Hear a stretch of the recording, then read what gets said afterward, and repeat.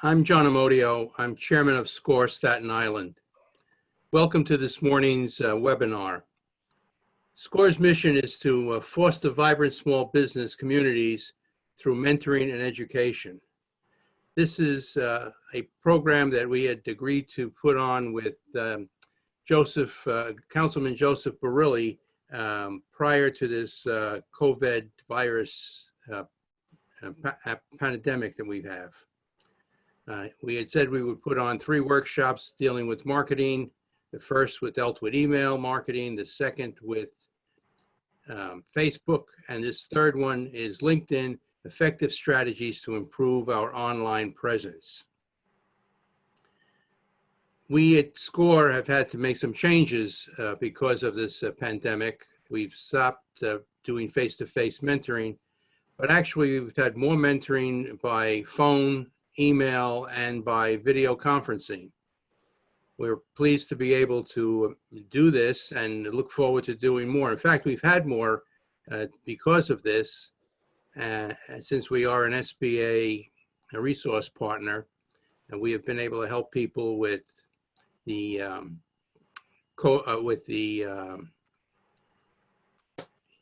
the stimulus packages for loans and for unemployment. You're in for a real treat this morning with John Quadrino. John is a mentor with SCORE, and he's also SVP and head of employee engagement practices at CTR Factors. You'll note that your speakers are muted, and I ask you to please, during this webinar, to use the Q&A versus the chat for any questions you might have. At the end of this presentation, you will receive copies of the slides, and we will be asking you to please complete a brief survey that will be sent to you also at the end of this webinar. So without any further ado, I'd like to just pass this off to John Quadrino and enjoy a presentation. Take care, folks. Thank you, John, for the info, and thank you, Bart, for setting up today's webinar. I'm very happy to be here. And before I start the webinar, I just want to share some thoughts for today, especially to the folks in attendance, the small to medium-sized business owners, representatives from the nonprofit organizations. And you see the graphic in front of you with the wording. It's important to remember, while COVID-19 is your current situation, and I know it's a situation right now that can be very consuming and all-encompassing, it's important to remember it's not your brand. It should not define your business or your organization. And I would say now is the time to turn social distance into social resiliency to control and further develop your brand. So I just wanted to share that thought before we get into today's webinar. And I'd ask you to think about some of the things you've done for your businesses and your organizations to transform your businesses during this very trying time. And think about what you learned and now what you're currently offering and what you're contemplating and doing going forward. And there's no better place and no better vehicle to capture and highlight these activities, these transformation activities in LinkedIn. So first, before we continue with the effective strategies, I want to give you all the reasons why LinkedIn is very important and why LinkedIn matters. So I just want to go through some important numbers with you. It's currently used by 94% of business-to-business marketers. There are 500 million plus users. 141 million of them reside in the United States. LinkedIn spans the globe, 200 countries and territories. There are 9 million plus company profiles. This is an opportunity for business owners and nonprofit organizations, and I'll go into more detail later. Because out of the 500 million users, there are only 9 million company profiles. So this is a great opportunity to put together an organizational company profile. And there are 2 million plus groups. We'll also go into that later during today's webinar. And in the time I was speaking to cover this slide, about 30 seconds, 2 new members join every second. So 60 new members join in the time I was explaining this slide.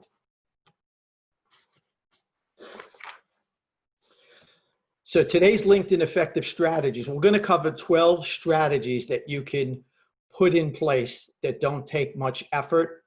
And there's a lot of help to get this done. In the LinkedIn platform itself, LinkedIn has a very good help platform where you can go in and find directions on what to do, help on what to do, some guidance and some tips on what to do. Because how LinkedIn works, LinkedIn is constantly making changes.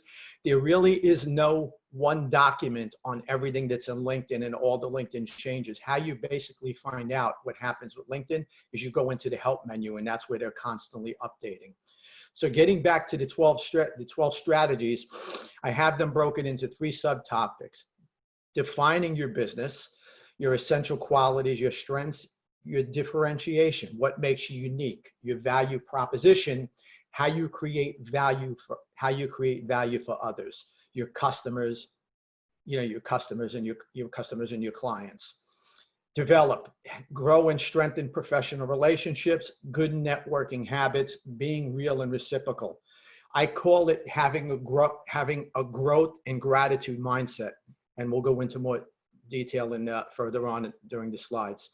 And advocating, aligning your organization, your products, and your services with your intended audience.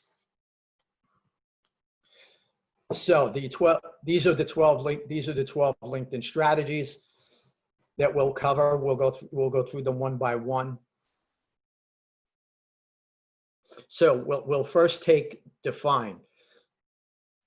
So under define, I just wanted to put a screenshot of the very basic LinkedIn profile design. When it comes to your professional profile, there are 2 types of profiles we're going to talk about today.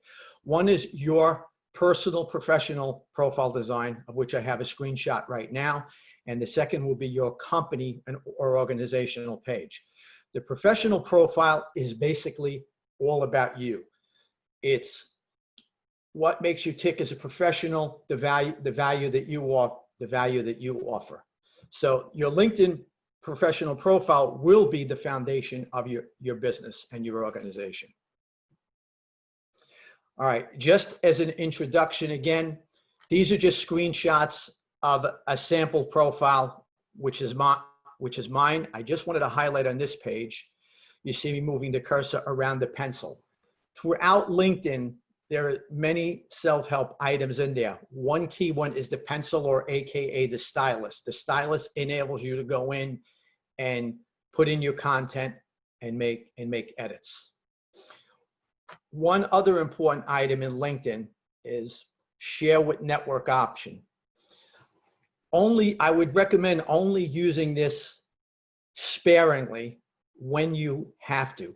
If you're creating a LinkedIn profile for the first time, you can share the update to let people know you're on LinkedIn. But other than that, do not keep your updates open, because here's the reason why. Let's say if you start a company page or you started something professionally and you open it to everyone. Everyone will see it, will get an announcement. Let's say you realize you spelled something wrong in your LinkedIn profile and you update it.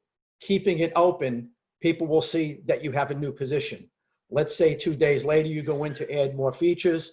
They'll see you have another new position or another new organization. So it can get kind of confusing. So the 2 logistical items here, the stylus, pencil for self-help and editing your profile. And then once you edit it for the first time, open it. But then after that, keep it closed for any other active updates.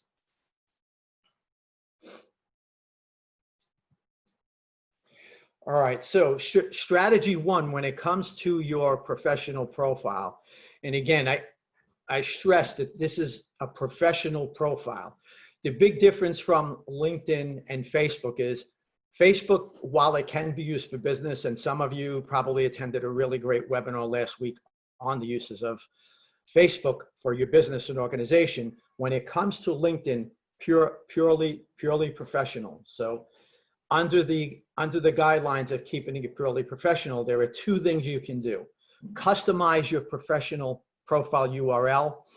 When you go into LinkedIn, it will assign you a LinkedIn URL. If you could see where I'm circling here with the cursor, it will have your name in it, but it will have serial numbers assigned to it. I recommend that you can go in and edit it with the stylus to something like this. If you see, when I first went into LinkedIn, I was assigned something with serial numbers. I changed it to just my name. Now, my name is not the most common name. Let's say if my name was John Smith, more than likely that name has been taken in the format below. So you can put like John Smith, perhaps Staten Island, John Smith 1, John Smith 2, or Smith John. The reason why this is important is having a LinkedIn profile with your name or your business when it comes to your company page without all of the additional characters makes it easier for people to find you in a Google search. Because a lot of times you go into Google, you'll Google my name, and then you'll see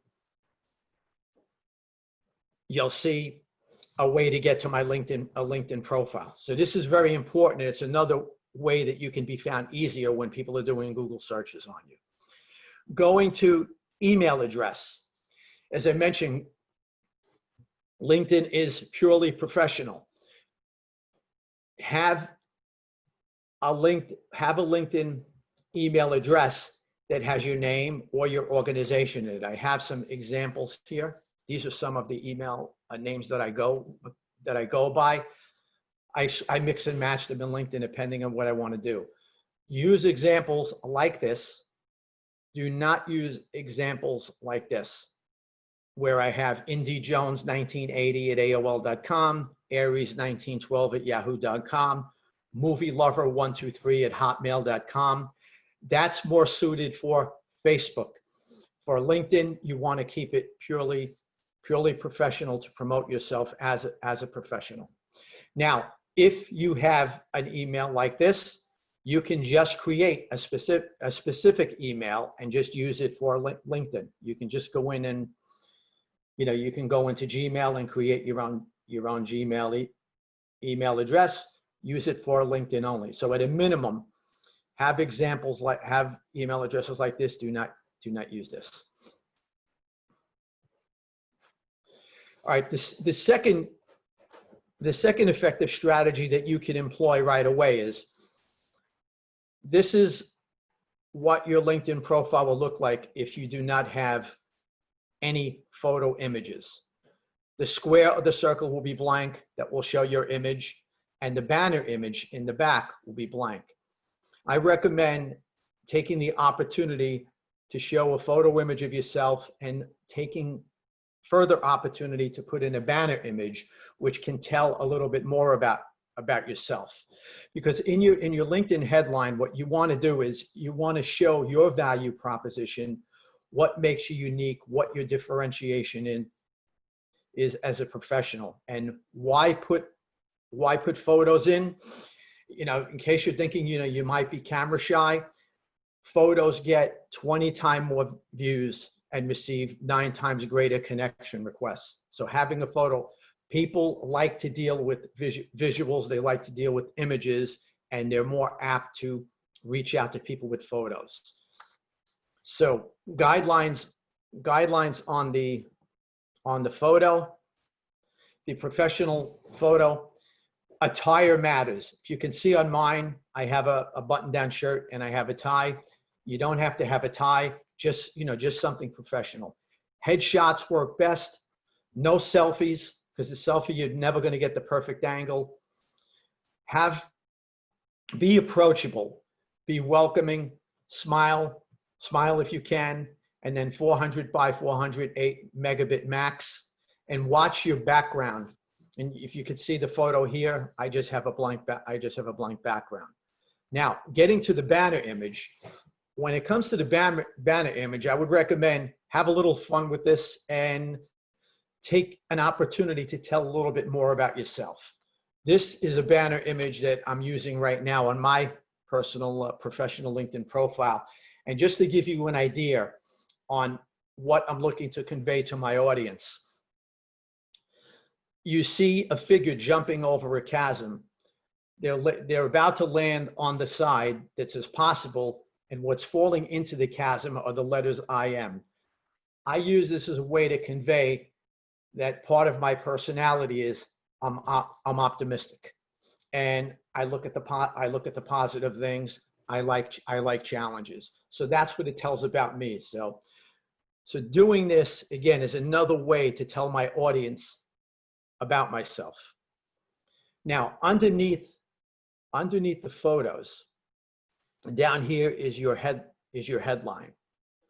And here's a screenshot of mine. This is not the world's best or most perfect one, but I'm using it for illustrative purposes to take advantage, again, to tell your audience a little bit more about yourself.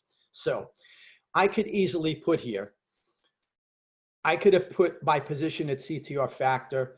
I could have put my position at LHH Career Transition Services. I could have put my position as an independent consultant. I chose not to do that because you'll see that later down in my profile under my work experience. What I chose to do here is in my headline, I chose to share my brand, my value proposition. I have up here, your headline is your brand, not your position. I do a lot of consulting with executives for career transition. And what a lot of executives will do is they'll put something like vice president. Their vice president is their title. Vice president is not who they are professionally. So if you're a business owner, it would be easy to put up here business owner or entrepreneur. I would recommend adding to that and telling a little more about yourself. So if you look at mine, just to give you an example, my mindset behind this and my theory behind this, my headline is I contribute to success. And how I contribute to success is whether I'm on a webinar, presenting a webinar to a few dozen people, or I'm doing a stand-up presentation to a few dozen people, if I'm meeting with somebody one-on-one, whether it be face-to-face or through Zoom, or if I'm meeting with a small team, I'm contributing to their success. I'm not solely responsible for their success.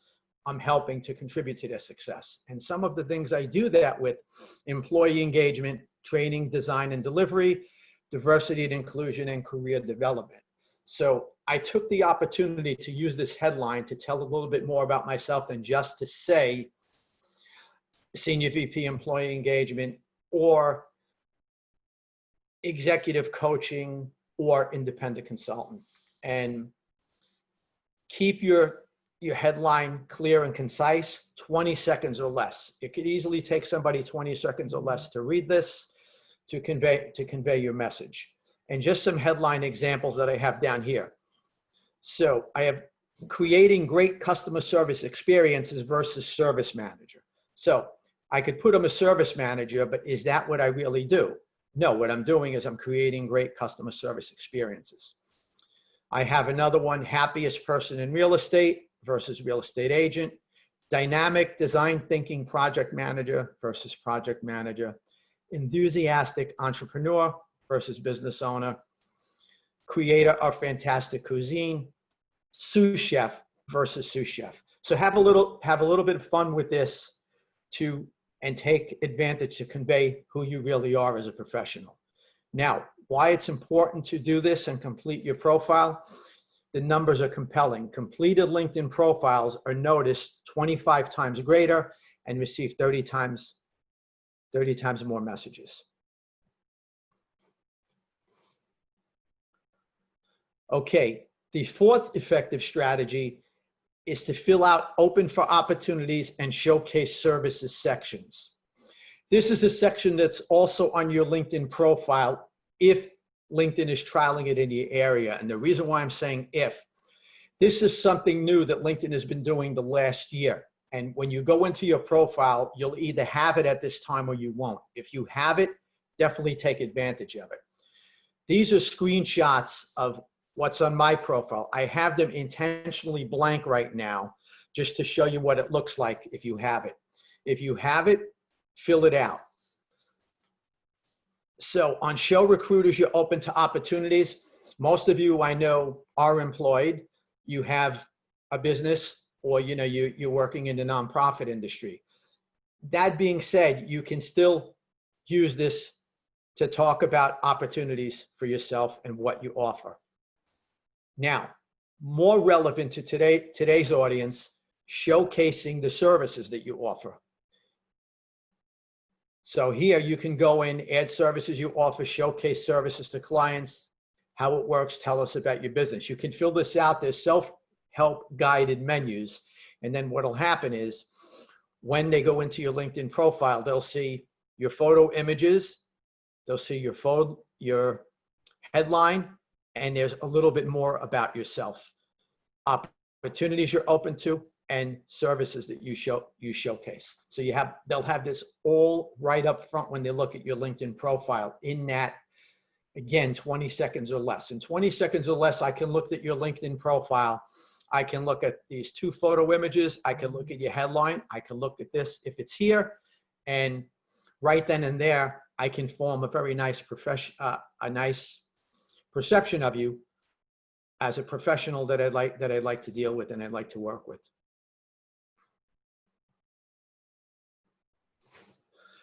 Okay, now underneath your headline, take another opportunity to really have some fun with this and reinforce your brand message.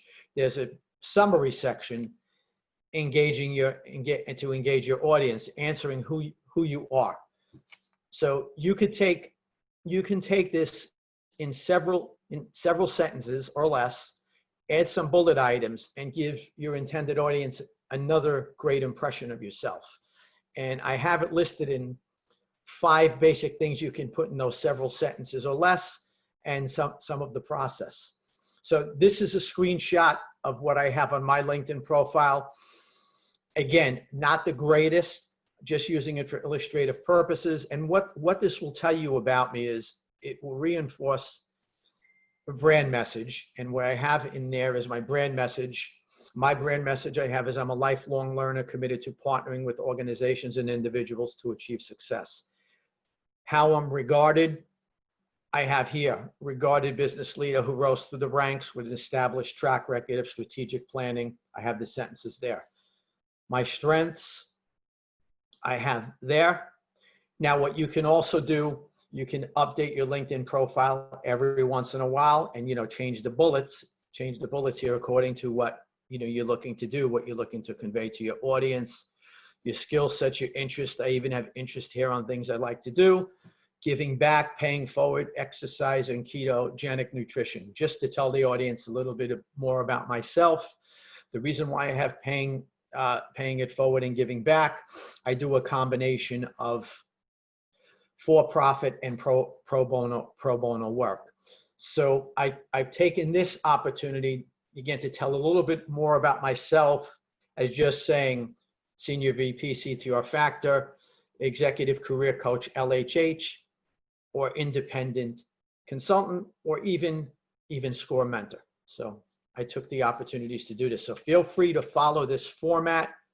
Feel free to follow these guidelines. Feel free to use this process. What's important here on the process, use a first-person voice. So here in my summary example, I'm telling about myself in the first person. There are even some summaries you'll see where it'll say I. It's okay to say I when you're in LinkedIn. I choose not to use I. I just go straight to lifelong learner on mine. But if you want to use I, that's fine for this. And just make sure your grammar and spelling is very important. Also, be mindful of acronyms. Make sure that your intended audience will understand some of the acronyms. If you think they're not going to understand, then just put the acronym and spell it out, so then you can repeat it throughout your summary and the rest of your profile.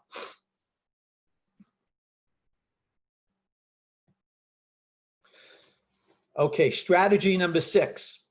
Here's where I have official job titles of what I do. And having it down here is the reason why I don't have it up front. So here's where I can tell you what I do as an official position. So that's why having it in the prior slides or up front would be a bit redundant, and then you'd miss the opportunity to tell your audience more about yourself. So for your LinkedIn professional experience, must-haves, accomplishments, and impact. And a lot of this evolves around some of the changes in career transition, and especially relevant to nonprofits and business owners. While it's important to say what you do, it's important to say what your roles are, what your responsibilities are, what your duties are. It's more important now when you differentiate yourself, to show what your unique value proposition is, to show your impact, your key impact, and your accomplishments.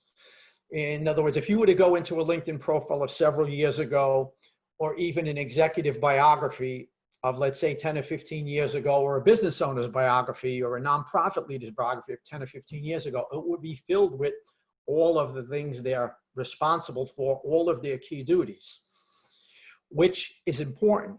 But now, with all of the competition out there, and the way to differentiate yourself is you have to lace in impact and accomplishments.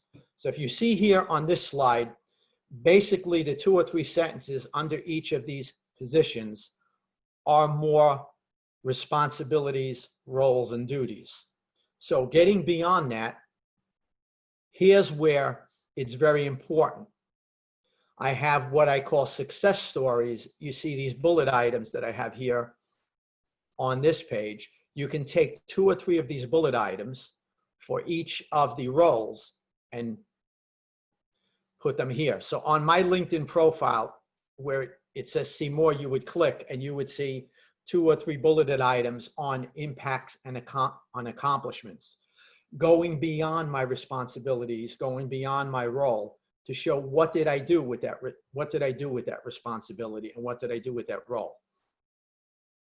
So as an example, I have down here the R, the A, and the I.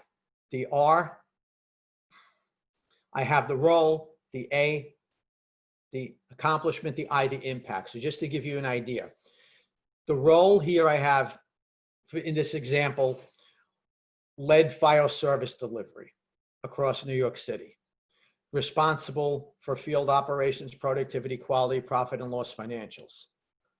What did I do with that role? What did I do with that responsibility? So I have 4 examples. I have 4 examples here. So yes, the responsibility and the role was important. However, what did I do with that? So just as an example, took a workforce from 400 to 1,200 technicians across 5 New York City boroughs, negotiating forced transfer provisions with 4 different union locals.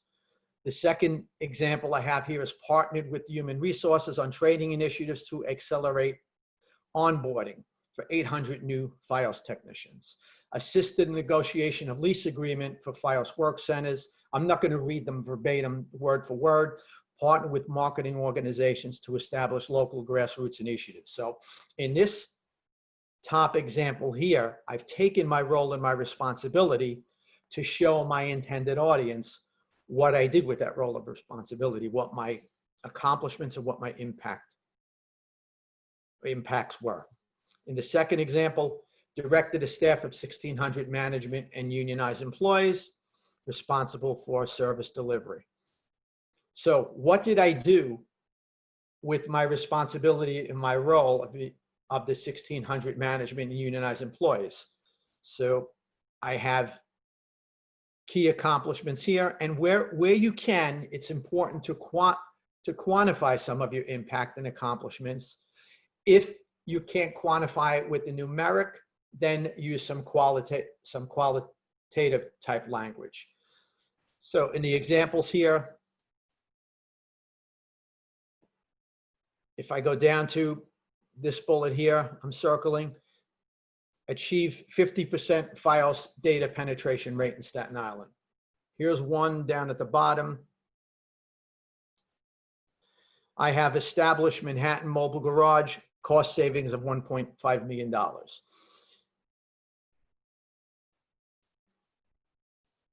And here's one where I have champion. Even though I have a result here, let's say if I didn't have the specific results here, I could put champion. It's a nice action verb. It's a nice qualitative word that shows that not only was I involved, I had a leadership role. So using these strategies, do that to reinforce your accomplishments and your impact of your roles. Now, why is that important? If you say, well, I'm a business owner. Some of you have been straight away business owners throughout your career, throughout your professional career. So you can put some of your impacts while you were owning businesses. Perhaps you owned a prior business. Perhaps you worked in a nonprofit, or perhaps now you're in a nonprofit who came from a business. Or perhaps you're a business owner who worked professionally for another business or a large corporation or a nonprofit. It's important to show your professional pedigree, where you came from, and how you develop going forward, and where you are today, what made you what you are today.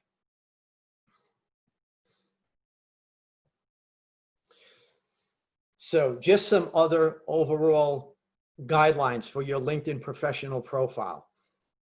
Just must-haves when it comes time, again, to your professional profile under the experience.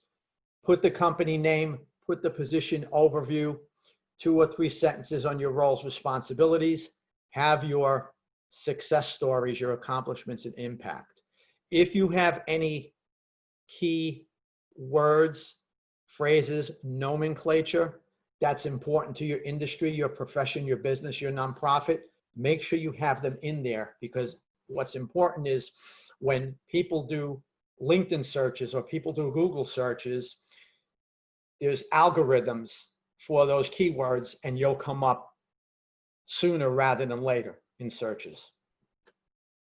Have email addresses where you can. Also take the opportunity to link to company, organizations, and websites. If you were to go to my LinkedIn profile, you would see some of the things I do. I have links under each one that would take you through to the organization or company websites.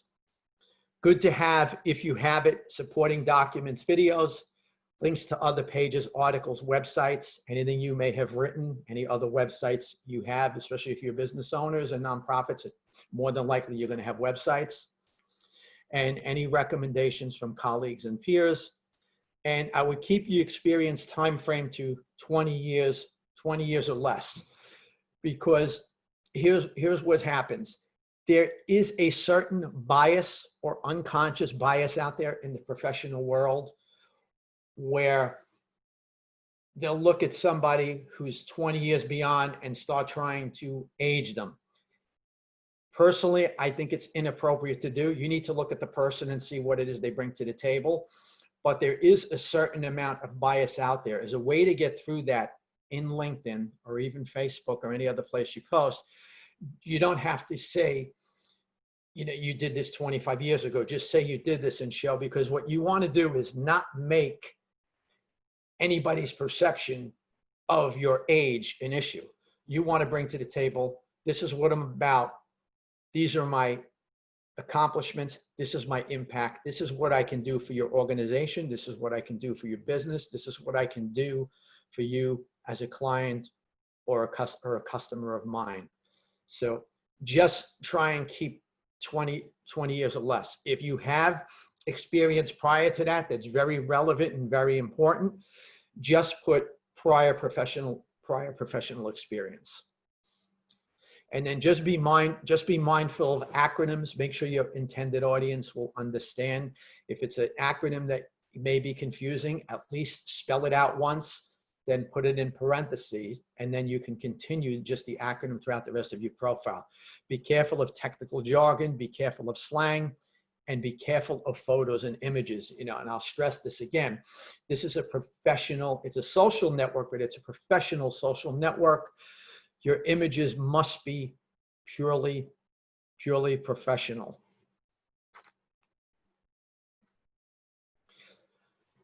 Now, the last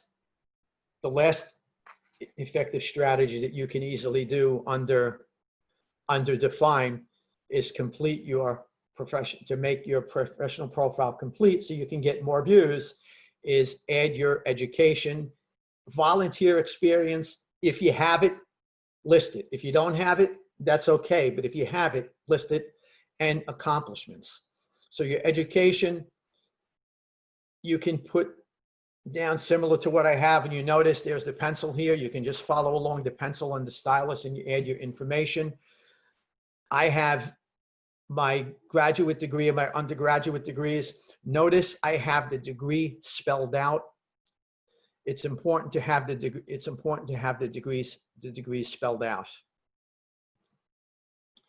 Under volunteer experience, 2 of the volunteer things I have right now is prominent. There are other things I do. I mix and match. I have that here. Again, it tells a little bit more about myself. And then here, it's very important to take this opportunity to tell your audience more about yourself as well. Under accomplishments, you could list awards, certificates, training, and other noteworthy items as a way to share your accomplishments if you feel that they don't exactly fit into what you have higher up in your profile. This is a great way to show some of the exceptional work you've done. So if you're struggling, where can I fit it in my summary? Where can I fit it in my headline? Where can I fit it in my professional experience? This is a nice ending for your profile where you can list it down here. And then here's what I will add here at the bottom. This is very important. I have it bolded and I have it underlined, all and 100%. Make sure your data is 100% accurate and verifiable. And here's an example. Under my education here,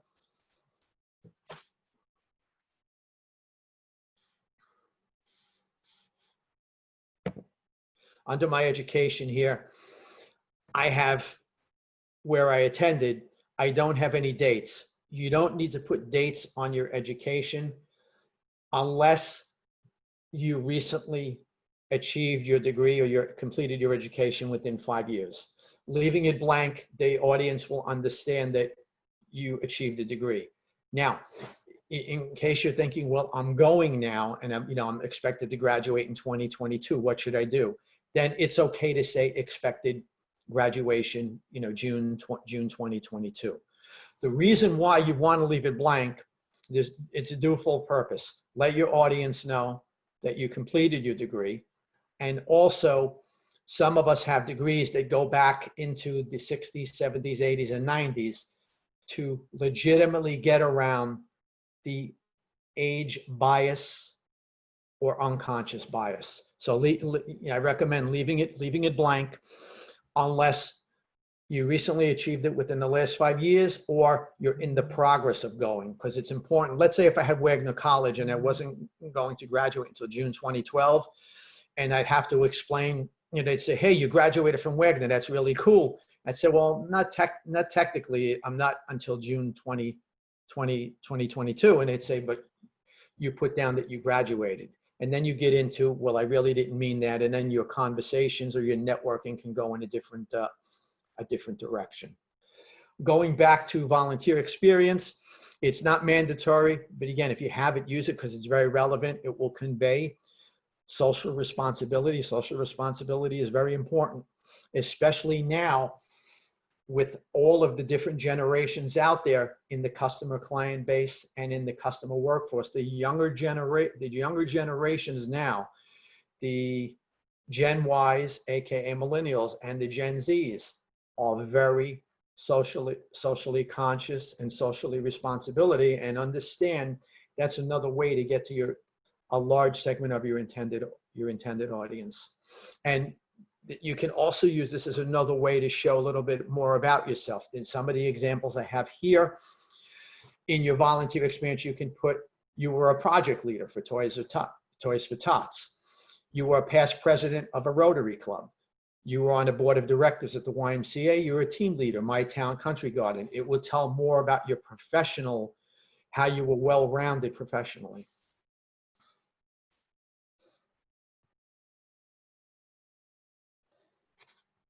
The last segment to round out your profile are skills and endorsements and recommendations. And here's one I would use the mindset of paying it forward and paying it back.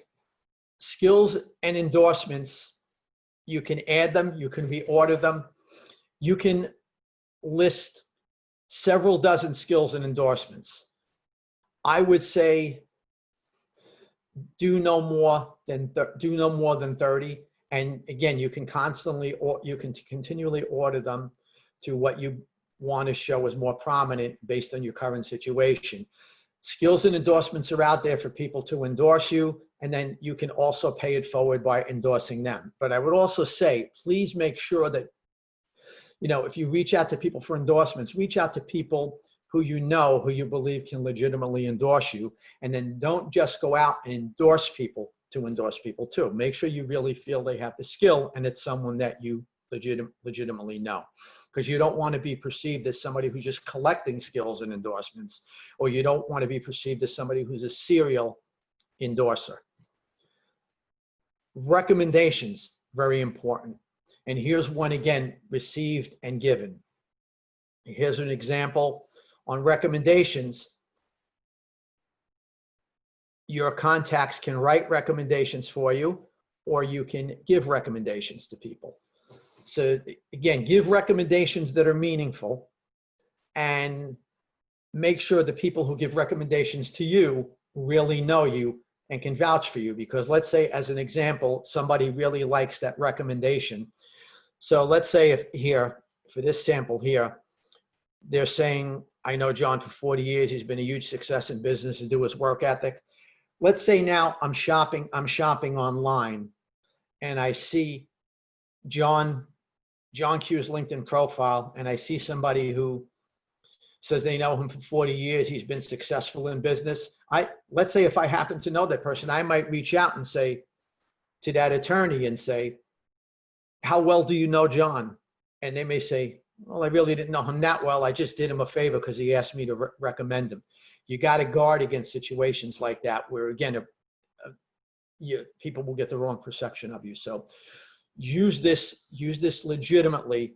Make sure you give good recommendations and make sure you get good recommendations. Now, let's say if somebody you know very well is writing you a legitimate recommendation, and let's say you know that they're aware that you have this key skill and they left it out of your recommendation. In that case, it would be appropriate to reach out to your contact and say, look, can you just tweak the recommendation you gave me and put the phrase design thinking in there? I mean, you're aware that, I have a well-versed background in design thinking. Can you add it? That would be appropriate to do. So you can help the author create it a bit if you legitimately know them. So taking advantage of skills and endorsements and recommendations will also help to round out your profile.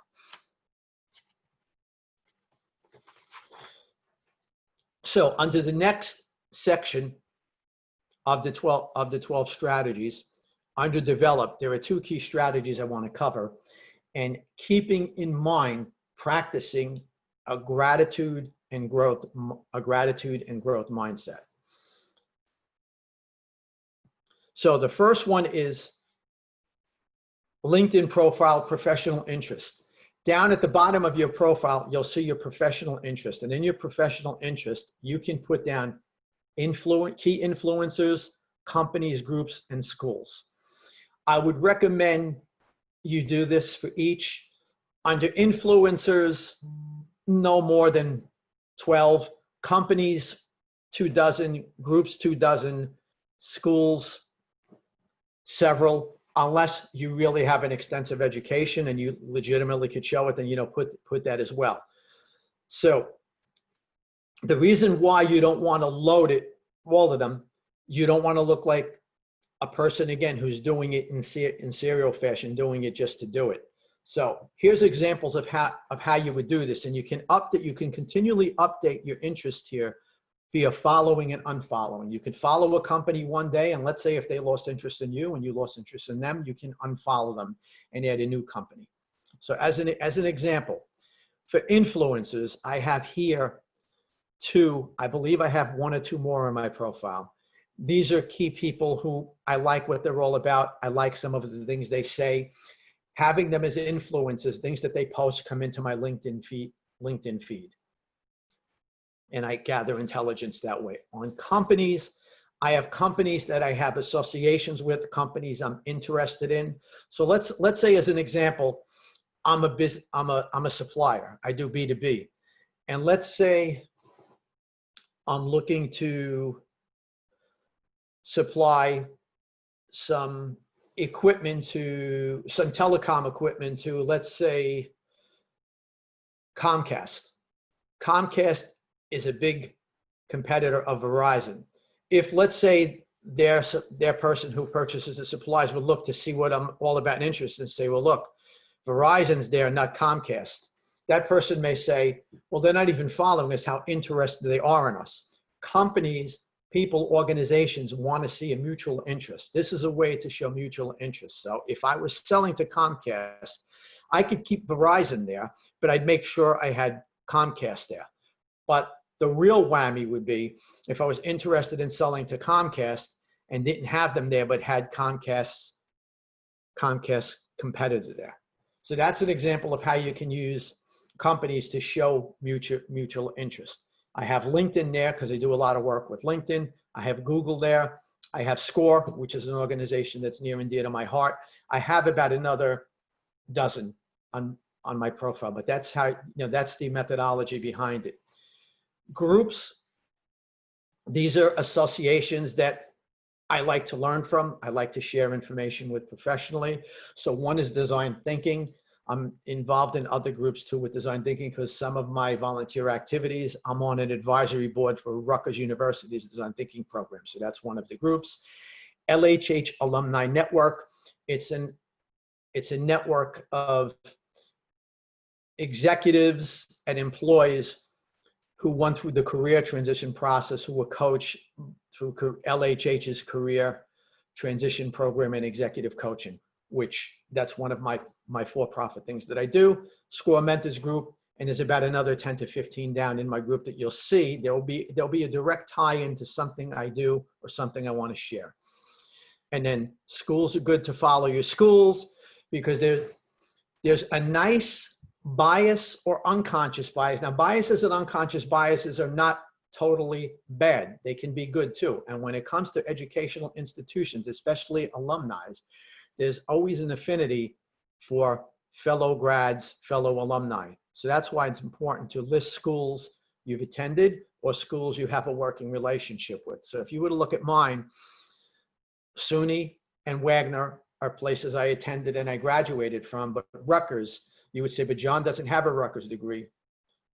Correct, but I'm on their advisory board, so I have an affiliation there. So that's an example of following a school that I didn't personally attend and graduate, but again, I have an affiliation with. So if some of you are doing B2B or your nonprofits are working with educational institutions, which you're known to do, take the opportunity to put the educational institutions there.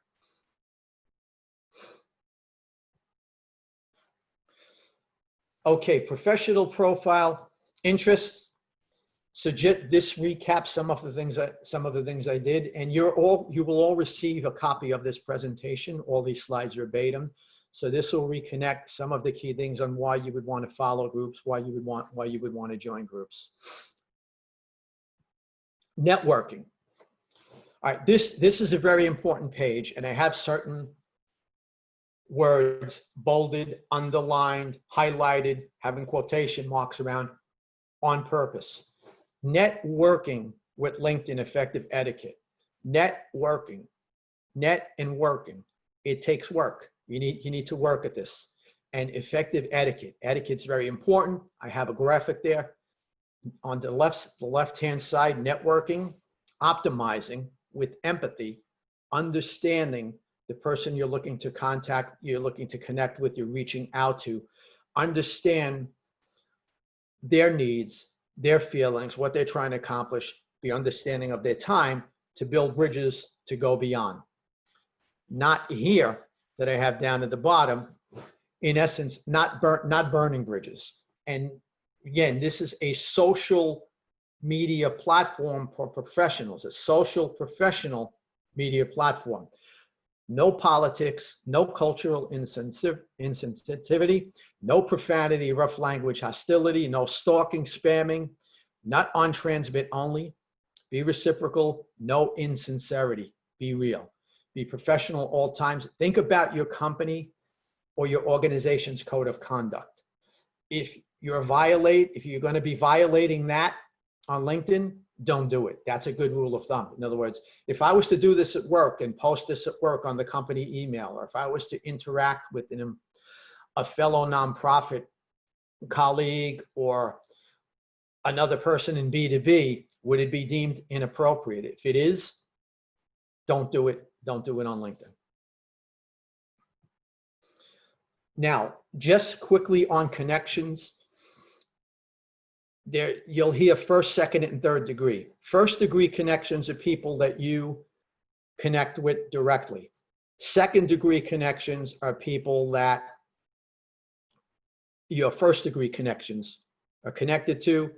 Third degree connections are people your second degree connections are connected to, and your second degree connections are connected to your first degree connections. So how you get there is, this is where the diplomacy is involved, and this is where the reciprocation is very important. When you're reaching out to someone who you want to connect to one of their connections, it's important to reach out and explain why, and explain what you're going to offer those connections. In other words, just don't say, well, you know, John is the VP of CTR Factor.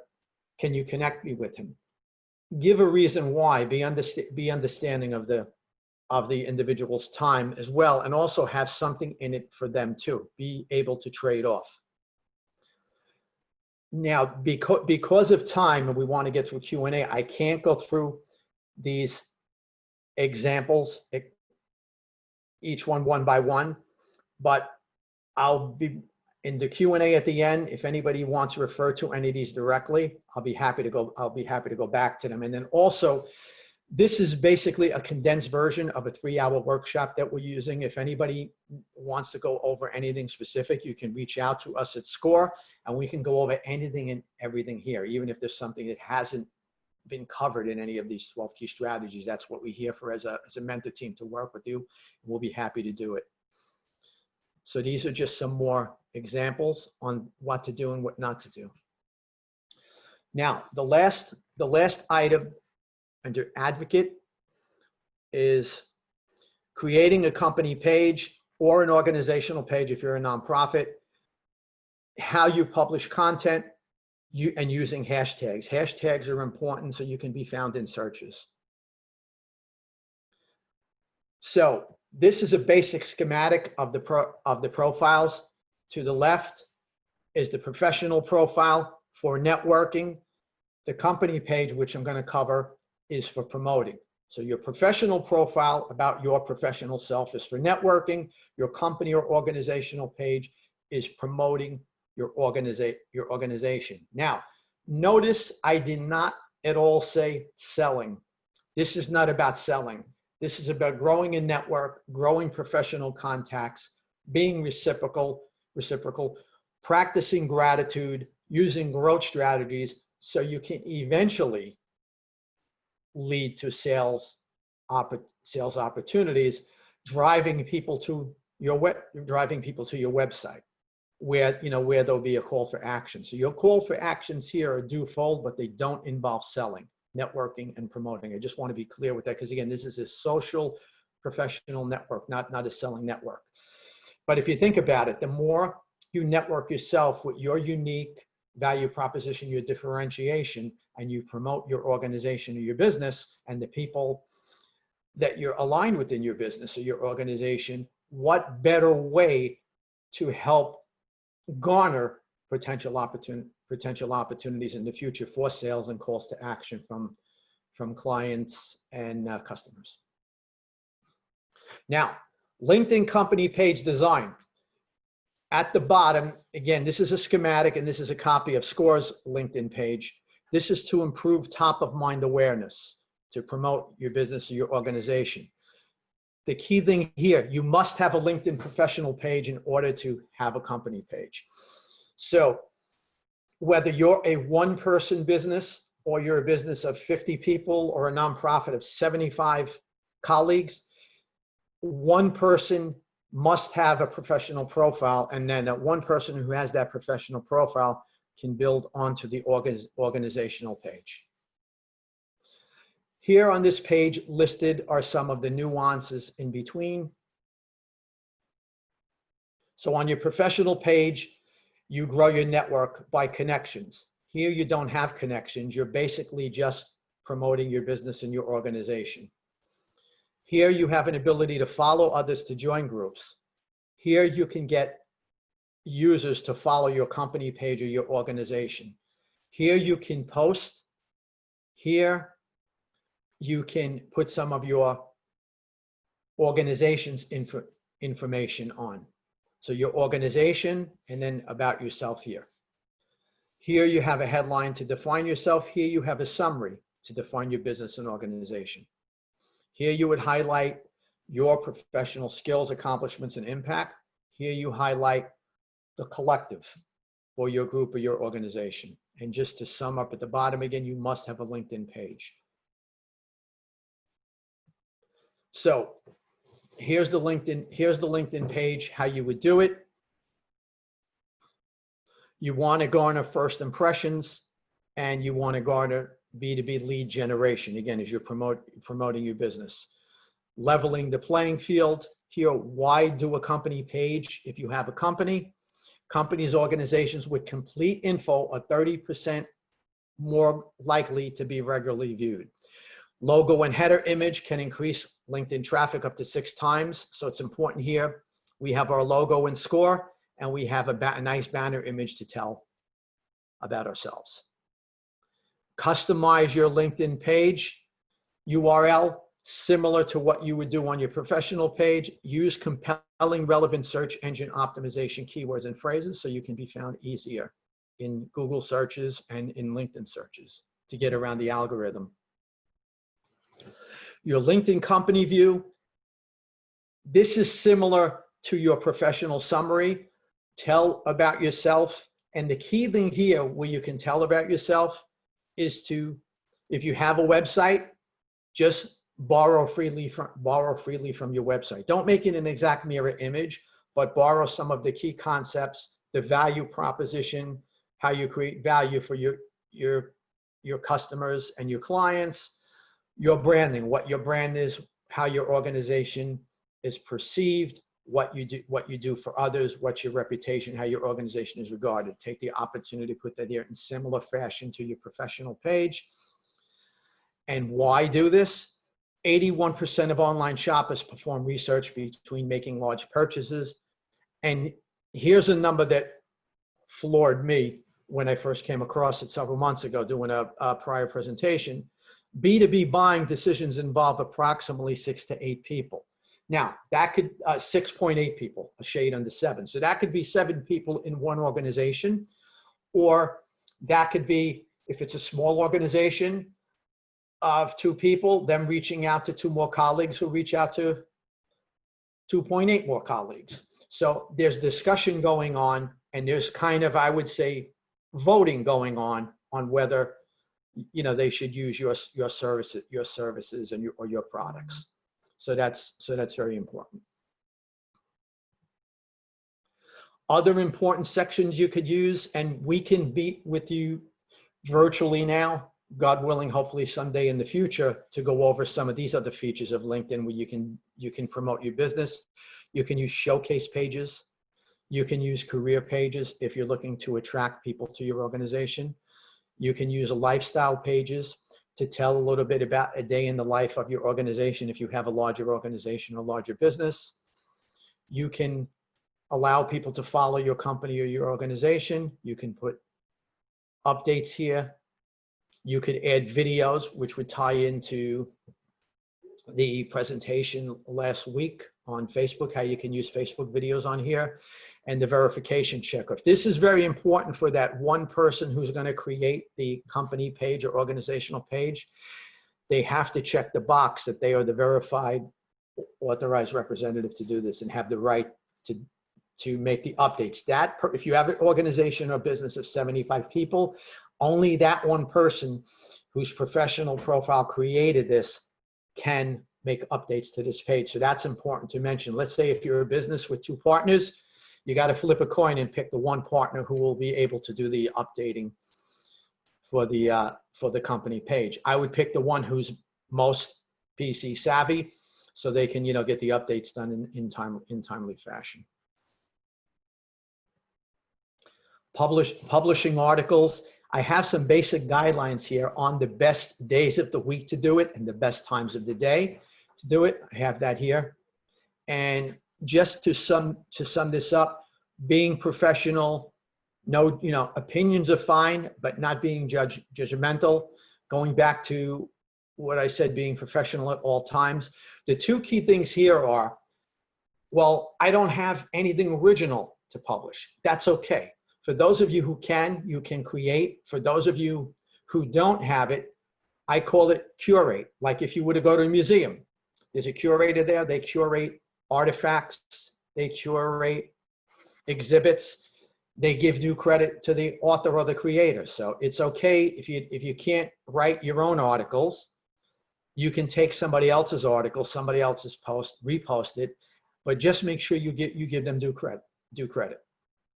And that's a way to also post regularly and stay relevant, to show you're involved. It also builds up your promoting yourself and you're promoting your organization as having a certain amount of subject matter expertise, a certain amount of skills, experiences, and enhancing your value proposition and your brand.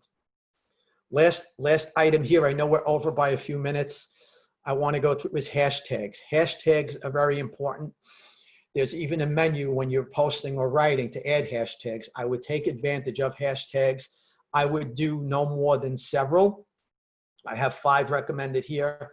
And hashtags are ways for people when they do searches in LinkedIn to get to your article quicker.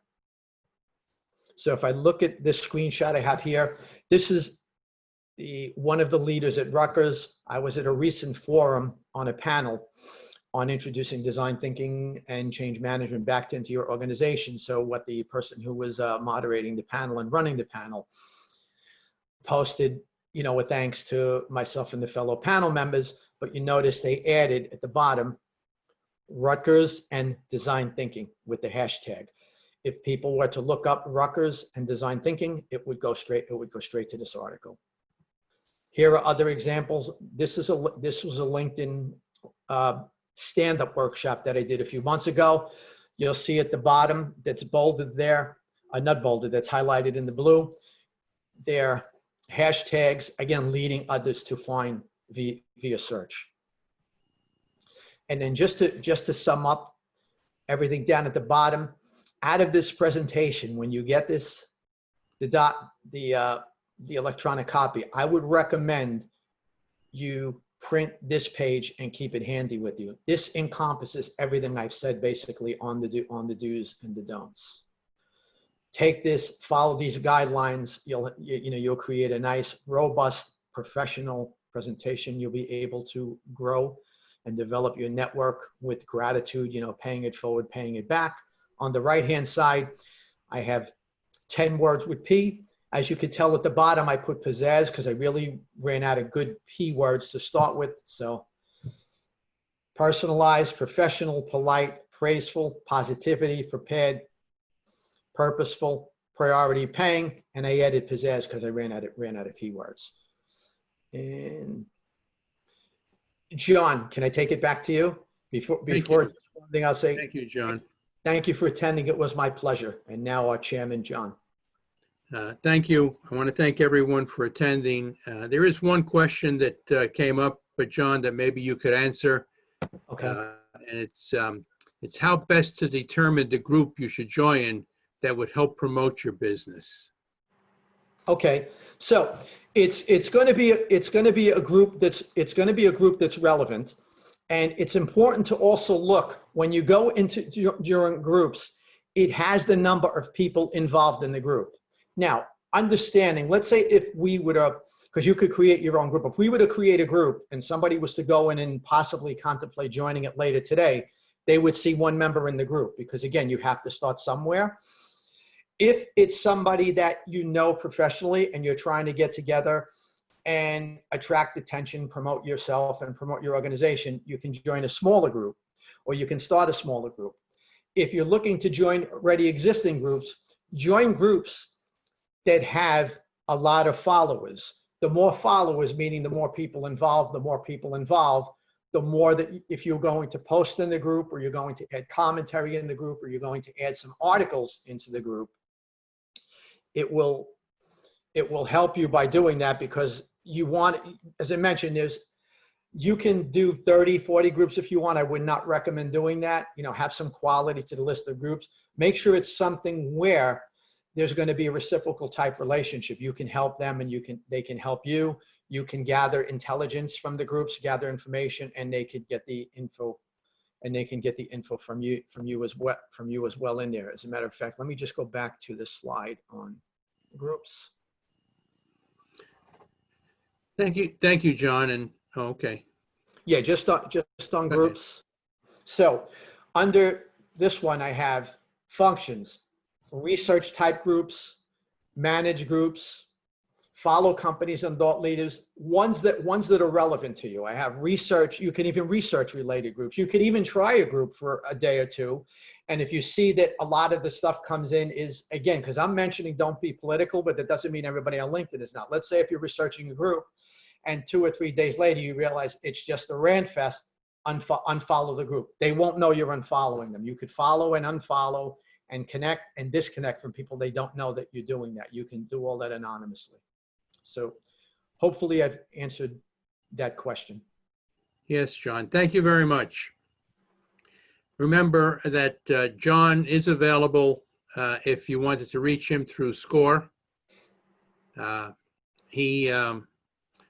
In the slide that you were just looking at, and a copy of which you will receive, there's your contact information to reach John and anyone else at SCORE, so that you can get more information.